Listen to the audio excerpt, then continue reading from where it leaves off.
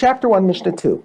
The Mishnah now discusses the cases of bird offerings that became mixed with each other, so that we cannot tell which is which.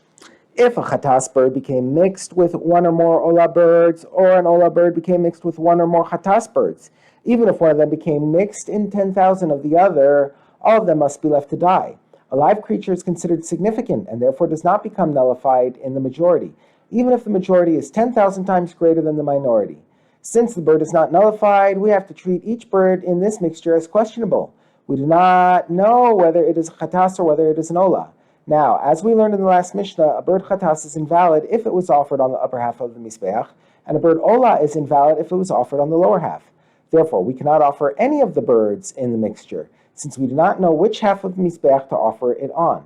Since they are offerings that cannot be offered, we have no choice but to leave them until they die. Another case of mixture. What is the law if a bird chatas became mixed with obligatory pairs of bird offerings that are undesignated? The only number of birds fit to be offered from this mixture is the number of chataos that are in the obligatory pairs. And similarly, if a bird olah became mixed with obligatory bird offerings that are unspecified, the only number of birds fit to be offered from this mixture is the number of olos that are in obligatory pairs. The Mishnah concludes in regard to the last case.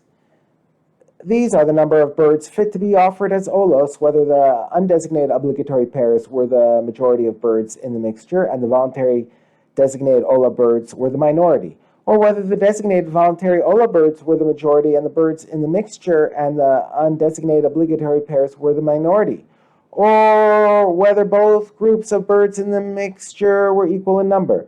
In all cases, we cannot offer even a single bird as a chatas, since it might be one of the designated olah birds. We can offer some as olah birds, but only according to the worst-case scenario for olah, that all the birds being offered as olos are from the undesignated pairs.